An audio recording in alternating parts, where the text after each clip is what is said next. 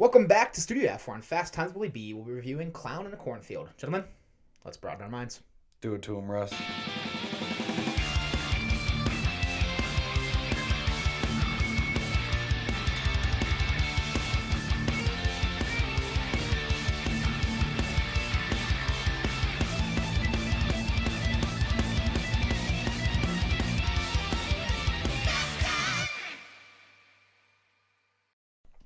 Welcome back to Fast Times Willy B. I'm Willy B. I've got Brennan back with me. Brennan, how the hell are we doing?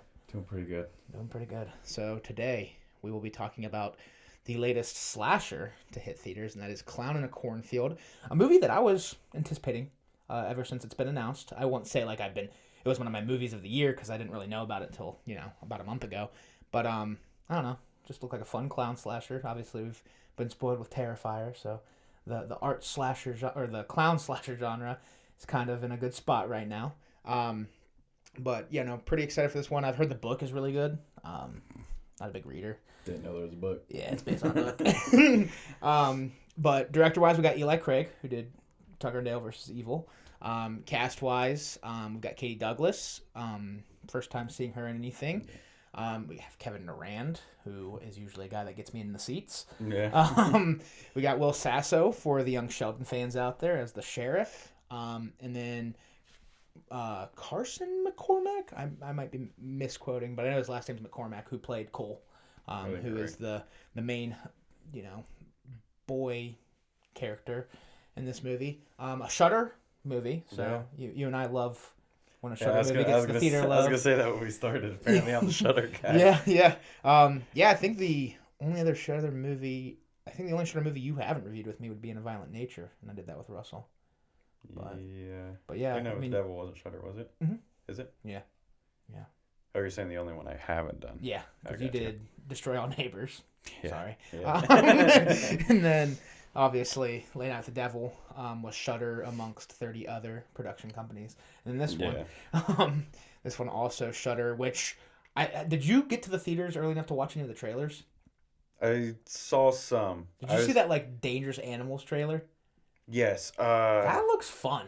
Is that the shark one? Yeah. Yeah. I'm intrigued in that one. I don't know. There's a Mako shark in the trailer, dude. I did see that. I know. Big Mako shark fans. Yep. No, I feel like I'm always kind of iffy on shark movies because they have not been done well if it's not Jaws. Right, or Deep Blue Sea. And so I'm always kind of iffy on them, but none of the CGI looked bad. No. It looked, especially for Shudder. So Brennan will be on for that one. Yeah, I guess so. But no. Anyways, today we're here to talk about Clown in the Cornfield, and we'll start with the good. And what I'm gonna put in the good is this is just it's another slasher, and a big thing for me in slashers is atmosphere, and it has it. It has a good atmosphere. It's very similar to your Thanksgiving, your Dark Harvest, It's a Wonderful Knife, in the sense that it's following this holiday, which is Founders Day, when this town was founded, and this town is obsessed with this clown figure because the clown is the symbol of the corn syrup industry. Yep. I'm getting Midwest vibes because they were saying how East Coast and West Coast is right over. She was only from Philadelphia. Yeah. Which I wouldn't even. It's coast, but yeah. But they were saying how they're just in the middle and they're kind of flown over. It's kind of far away.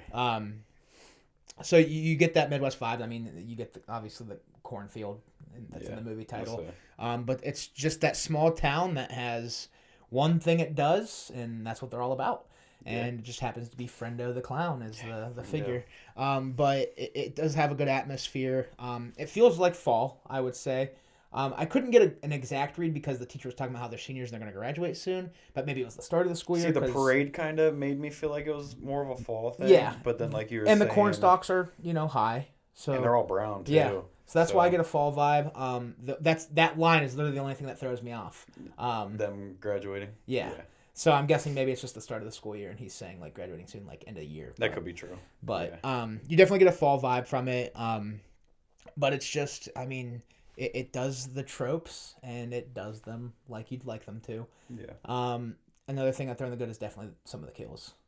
I think the kills were my biggest thing. Yeah. What was your favorite kill? I don't. The bench press one is pretty crazy. That was mine. And then the head gets shot into the cooler. Yeah, and the cooler just shuts. Yeah. I think that one's probably my favorite, but I do think they did. I think there was quite a few. Yeah. Pretty cool ones. I think they did a good job at when it comes to the kills too, shooting the kills. Yeah, for like sure. the first kill.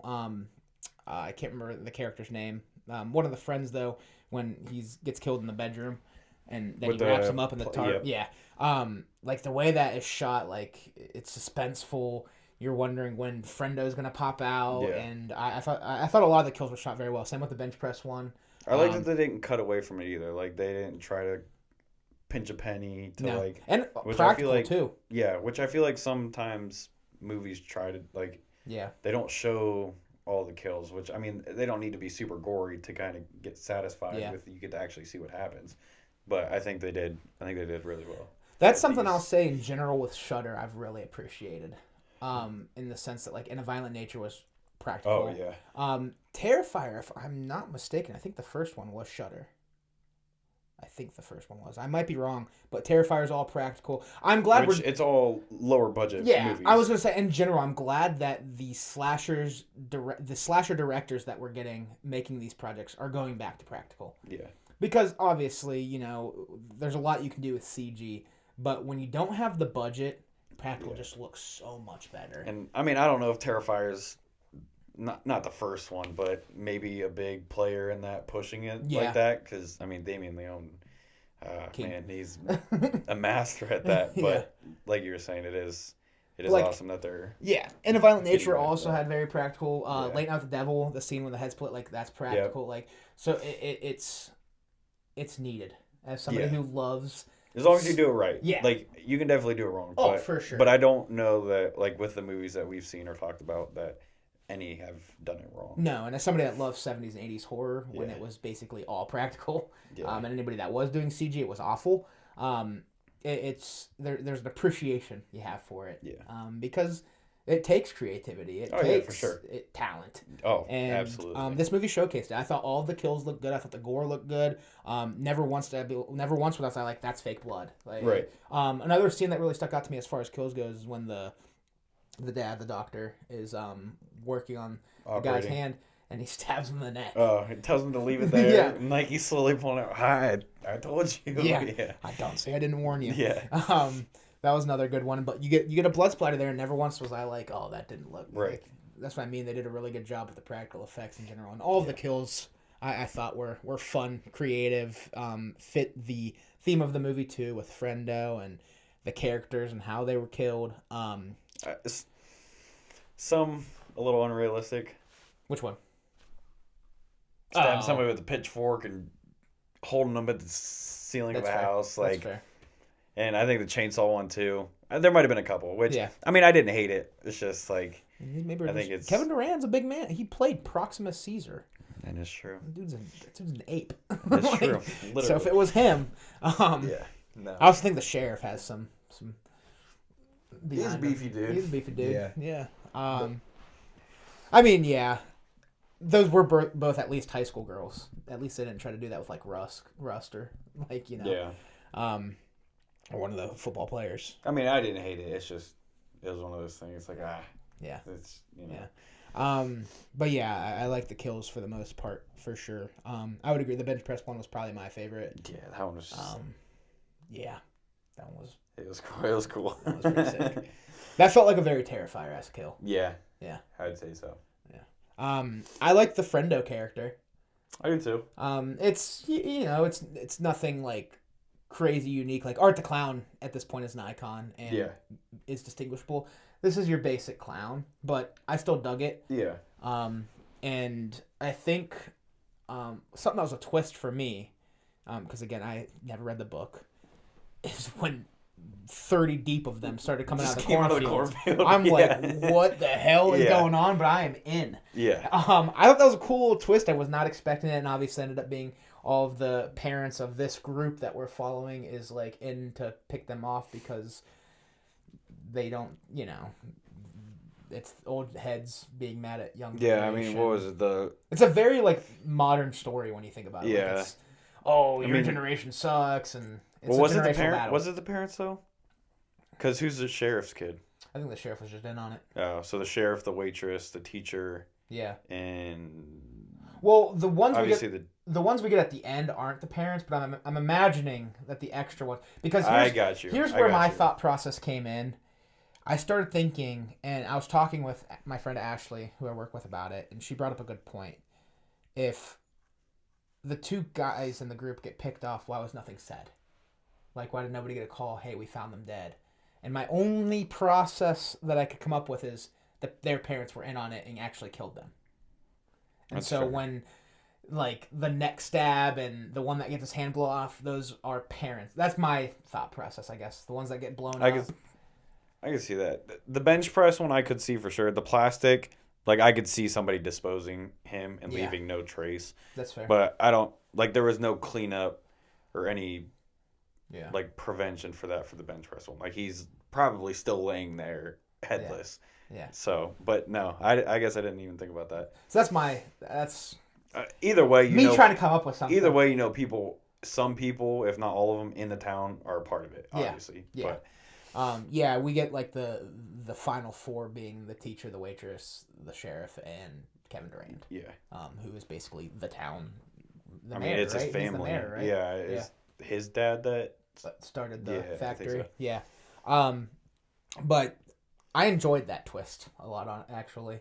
And for me, I thought it was cool, like getting kind of a generational battle, because it is a thing we always, the boomers hate our generation and the generations after us, and I get the generation after us, but see, I'm already like, I went to school and I was like, I want to be a teacher, and I was like, no, I'm not. So it makes sense. It's a very pertinent, very relatable topic to talk about too. So I thought it was good. I thought it was pretty well done, as far as that twist and that storyline goes. See, when Cole got picked up by the sheriff, I definitely thought he was a part of it. Yeah. And then obviously later find out that he wasn't, and that his dad actually was, and it was against him. Yeah. It was a nice twist, but I definitely thought that he was a part of it because he was the only person that got picked up out of that entire group. I enjoyed the third act showdown too, when we get them unmasked, like when why can't I think of Katie Douglas's character's name? The main girl. Quinn, yes. When Quinn is like hiding in the Friendo costume while the sheriff's looking for her. Yeah, and then he gets like calling them cool. Dumb, and then yeah, that one was cool. And then I like how the doctor comes in and he kind of bands with the kids who he was told were the to stay away from, and like I don't know, I thought it was there is a part of the ending I didn't like, which we'll get into, but I was gonna bring that up when he said the third act. Yeah. I don't know if it's the same thing, but we'll get to it. Yeah. But yeah, for the most part, I enjoyed the showdown. I like some, like, I think it was, I don't want to say corny because I don't think it reached that level, but I feel like it was. Industry. Huh? It is the corn syrup industry. That is true. Some of the jokes and stuff like that, like I feel like you get that with certain kind of horror movies like this, but I don't think it was overly done. And like when they're hiding in the cornfield, they're rapping to cover the mouth. Dude, that scene was awesome. I know. And then the clown's arm went and wrapped. I thought that one was funny. That was a really good scene. Yeah. Really well shot too. Yeah. Because they kind of like pan and go down, and to the next you one, just see the blue glove. And yeah. Honestly, I enjoyed the friend group. They're a group of modern kids. Yeah. But I enjoyed like the movie making aspect. I thought that was cool, like how they make like Friendo movies, playing these pranks and stuff. Yeah, like the Friendo movies on YouTube. I thought those were fun. Yeah, I think okay. So back to the whole corny, cringy thing. When I think it was just some random lady that came out of the cornfield with the arrow stuck in her back. Oh yeah, and the blonde girl just could not. Like she just kept playing it. I'm like, okay. Like at some point, like pulling the mask off with the decapitated head. Yeah. Like, oh, it's a ceramic or whatever fake head. I'm like, okay. Yeah. Like, I think you would be able to tell. Yeah. But I think that was probably really the only bad one for me. Yeah. But other than that, like I said, they didn't overdo it. And, no, like watching some of the movies they made too. Like I thought that was a cool touch. Oh it yeah. goes to like iPhone footage. Yeah. Like I don't know, I liked it. Yeah. For the most part, as like a whole, it's a 90-minute movie. I think it's well paced. I was never bored with it. Yeah. It's entertaining. Like I said, it's not going to be the greatest slasher of all time. Oh, of course it's not near that level, but it's a pretty enjoyable. It's a pretty enjoyable fall slasher. It's something that I probably will revisit come that time of year. Where you're just watching all of the great fall horror films. I mean, it wouldn't be at the top of my list. There's just so many good ones, but it was a good time. Yeah, I had a good time. Definitely didn't hate it. Yeah. Which, I mean, I knew nothing going into this one. Yeah. I was just agreed to go with you and Adam, and then I got stuck with reviewing it. So guess shout out him. Shudder, man. Meant to be. Found a way. I say meant to be. It's like the final destination. Yeah. Shudder will find you. Yeah. The other good, I would say, on the technical side, I did enjoy the cinematography. That goes once again, like they captured the atmosphere of fall really well, and just the atmosphere of a slasher. I like the set design. The barn party and the house and even the small town, from the restaurant to the school to they did a really good job making this town look like it hasn't aged since the 90s. Yeah. So set design is definitely in the good for me. And then soundtrack, I kind of struggle with. I'm gonna throw in the good because it fit what they were going for and it was modernized. But dude, if you would have just loaded this up with some 90s tunes, I would have really dug it. Yeah, I was kind of in the middle on that. Like sometimes I was like, okay, this fits, and then other times I'm like, I just feel like they could have done better. Yeah, but that's fair. I didn't hate it. Yeah. And then acting and direction, I also thought were good. I thought we got good performances across the board. Yeah, especially the main ones. Yeah, and I think once again the camera work and the direction this movie was going, and I thought Eli Craig did a pretty solid job as a director. Anything else looking for you? No, kind of bounced around between good and I think meh. Yeah. But I was gonna say we can hop over to the meh. I don't think I have anything in the bad. I think anything I gripe with is mostly in the meh. We might visit the bad. I don't know. I have to think more. But for the meh, I'd probably put what I talked about with Ashley in the meh, in the sense that like it's me putting those things together in my mind. So maybe that you could call that a plot hole, in the sense that like, why were these kids never found? Because it's never said if their parents are in it. It wasn't even like the main kids. Mm-hmm. What happened to all the kids in the barn?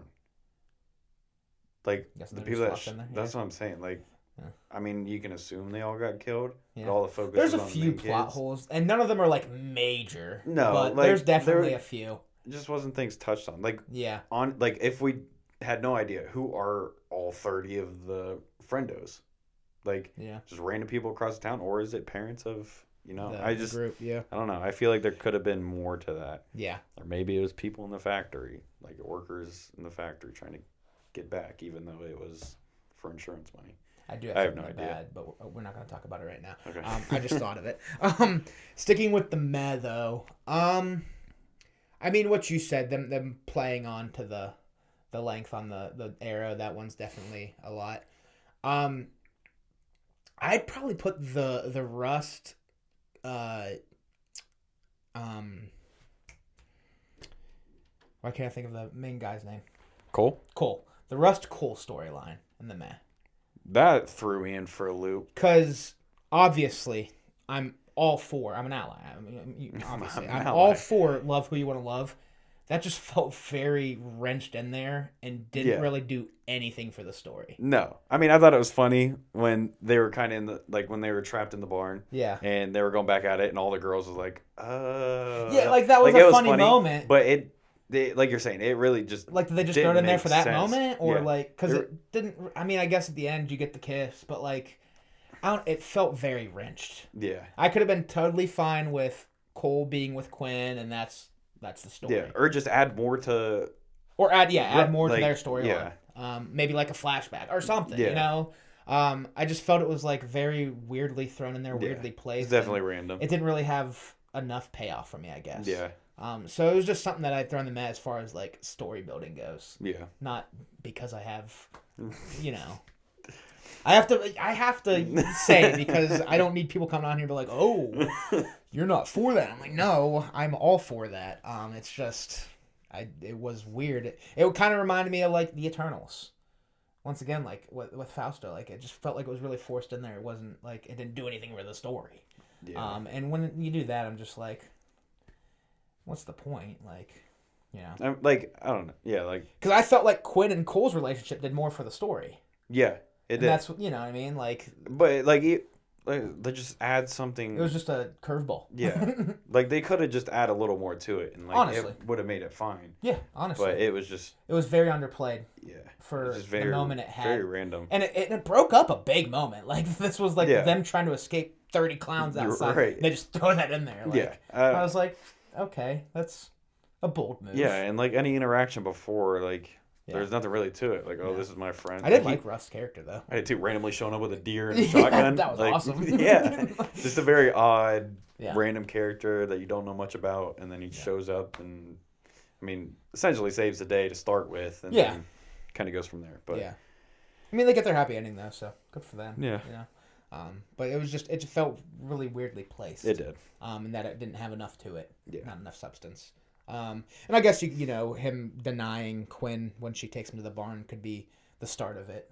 Yeah, but, and then you find out he rejects everybody. Yeah. And stuff like that. But I still there's. It was just a storyline that didn't really seem completely necessary. No. At least if they didn't do enough for it. Yeah. But yeah. Anything else on that for you? I'm trying to think. I think so. I mean, I threw in like the random. Not cringy, but comedy side of it. But I didn't hate it. But okay, so we can hop over to the bad. The clown just completely when he gets hit by the car. Yeah, that was pretty funny. I mean, it was funny, but that was horrible. No, yeah. And I don't know why I thought it. I'm like, that is not realistic at all. No, and I don't know why I thought it. Just because.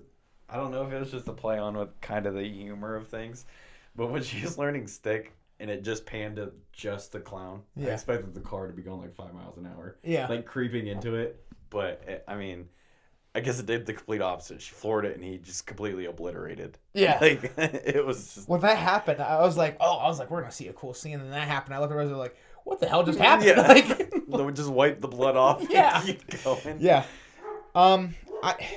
And I might put the leaving for college in the bad. It was a very emotionless scene. Honestly, from when she got in the little syrup car to the rest of it, I don't think I liked it. Yeah. Like, I mean, it was kind of funny that obviously earlier in the movie she gets stuck because she doesn't know how to drive stick, and before that she says she doesn't really want to learn. Yeah. And then now she gets a chance to learn, and he's like trying to talk her through it at the very end, and then obliterates the clown. And then I don't like, why do you get her a little police baton? That, and when she was like, thank you, hopefully I don't have to use it. Like, it was so like monotone. Yeah. I don't know, I didn't love the ending. No. Yeah. Definitely not. But that's probably it that I'm as far as the I would think so. The ending was definitely the biggest thing for me. Yeah. But it was just, I don't know. Yeah. It just didn't seem complete. No. And then she finds the little box, the wind up, the jack-in-a-box, or the friend-in-a-box, I guess. I guess so. Yeah. Throws it out, pops open, whatever. But I don't know. There's just, I just feel like there wasn't anything there. Like maybe obviously you make a second one, that baton comes into play. I have no idea. Clown in the Cornfield 2. Or Clown in the Dormitory. I don't know. Maybe there's room, I guess. But I just feel like I don't know. I think it's a one-off. Yeah, I think it's a one-off. I don't know if they'll do anything on it, especially since it's based on the book. But we'll see, I guess. But we can hop over to our final thoughts and ratings. What do you want to leave off with Clown in the Cornfield? And what do you give it out of 10? Overall, I enjoyed it. Yeah. It was fun. It's a solid film. Yeah. Like, I texted Logan. He was asking about it because he was going to see it tonight. And I was like, it's nothing earth-shattering, but it's a solid slasher movie. It was fun. It was a good time. What are you giving it? I hate it. I don't know. Trying to avoid it, I could tell. It's like, how many times is gonna guys say I feel like what are we doing? Out of 5, out of 10? Out of 10. Out of 10. I feel like I enjoyed it more than a 6. Mm-hmm. And going based off of Letterboxd, it's either a 6 or a 7. Yeah. But I don't think I enjoyed it as much as a 7. It's a 6.5. I was about to say that being said for this 6.5. There you go. But Letterboxd is probably going to be a 6 There or you 3 go. out of 5. For me, I'm just gonna go solid 7. I think it was just your solid slasher. It's not gonna be towards the top of my, end of year rankings, but it's got a spot in the rankings, and it's higher than some stinkers. Like you said, it's fun. It's a good time. It's an interesting generational battle with some fun comedy at times, some solid practical effects, and if you like clown slashers, why not give it a swirl? Yeah. So it's a fun time. Kevin Durant's in it. Yeah. Not as much as I'd have liked, honestly. I could have used more Kevin Durant.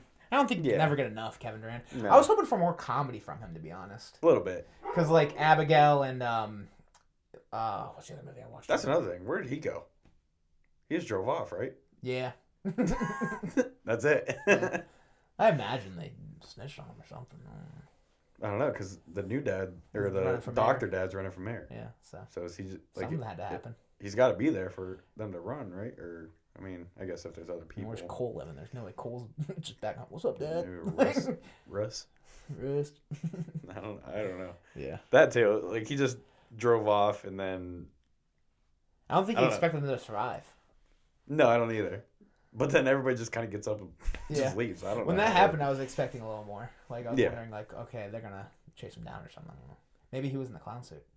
No, I think that was a clowny bash with the door. And then he apparently just got knocked out for that entire time. Because I think he was the one with the chainsaw. Yeah. But that makes sense, actually. Yeah, I don't know. Good. Give me Kevin Durant and Clown in Cornfield, too. Yeah, right. Clown Strikes Back. And then we'll get Return of the Clown. Oh, boy. Instead of Return of the Jedi. That'll do it for Clown in the Cornfield. Brennan, thank you for coming on. Thanks for having me. Thank you all for watching. If you like what you're watching, check out some other videos. Hit the subscribe button or follow the social links down below. All of it is appreciated. And we'll talk to you all soon. Peace.